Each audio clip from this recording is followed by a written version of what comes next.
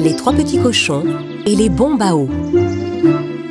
Un jour, les trois petits cochons trouvèrent une grosse boîte chez eux. Ils essayèrent de l'ouvrir, mais le couvercle de la boîte ne voulait pas se soulever. Le plus jeune des cochons secoua la boîte pour deviner ce qui était dedans. Si ça se trouve, ce sont 3 petits bols pour nous 3.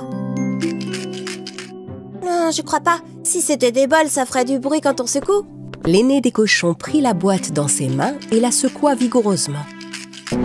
On dirait qu'il y a quelque chose de souple dedans. Les 3 petits cochons tirèrent de toute leur force en s'y mettant tous ensemble. Et le couvercle finit par s'ouvrir. Des ballons de toutes les couleurs jaillirent de la boîte et tombèrent sur le sol. L'aîné ramassa des ballons et sortit de la maison. Ses jeunes frères le suivirent, intrigués. Snoof, l'aîné, alla à la fontaine du jardin. Il remplit chaque ballon avec de l'eau. Le plus jeune des frères était tout excité. « Waouh, tu as rempli tous les ballons avec de l'eau !» La voix du petit cochon attira l'attention du méchant loup. Il n'avait pas mangé depuis longtemps et il avait très faim. « J'ai entendu la voix d'un petit cochon. » Il renifla la piste du cochon. Il finit par trouver où étaient les 3 petits cochons et se cacha dans les buissons. Sans se rendre compte de rien, Snoof proposa un jeu à ses frères. Si on jouait tous les 3 à courir et à se lancer des bombes à eau? Cette idée ne plaisait pas au loup. Oh, se lancer des ballons pleins d'eau. Mais après, on est tout mouillé. Moi, je déteste être mouillé. Les cochons commencèrent leur partie.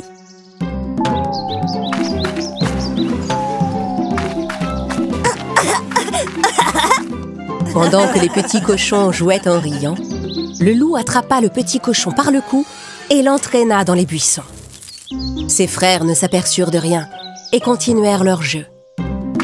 Cette fois, Snoof lança sa bombe à eau sur son frère cadet. Snaf l'évita une fois, puis une deuxième fois, et la 3e fois, le ballon éclata sur lui. Il était trempé. Snoof était tout content de l'avoir enfin touché. J'ai réussi. Quand soudain, le loup attrapa le 2e cochon et l'entraîna dans les buissons. L'aîné des cochons sautait encore de joie quand il s'arrêta brusquement. Il se rendit compte que ses frères n'étaient plus là. Hein?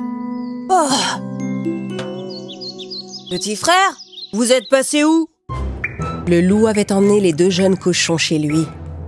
Et il attendait qu'ils finissent de sécher pour les manger. Je ne peux pas vous manger tout mouillé, berk! Pour qu'ils sèchent plus vite, le loup eut l'idée de souffler sur les cochons.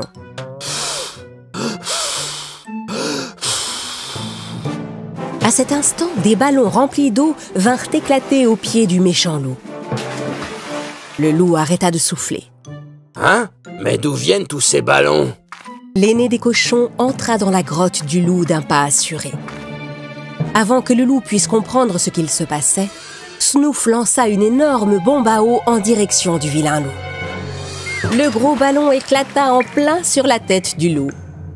Le pelage du loup était tellement mouillé qu'il était devenu lourd et le loup avait du mal à bouger. Il n'arrivait plus à attraper les cochons, ni même à s'enfuir. Il était furieux. Je déteste être mouillé. Les petits cochons coururent vers leur grand frère.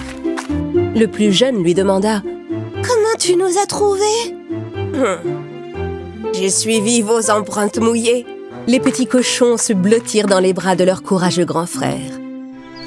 De retour chez eux, ils lui fabriquèrent une cape de héros et la lui offrirent pour le remercier.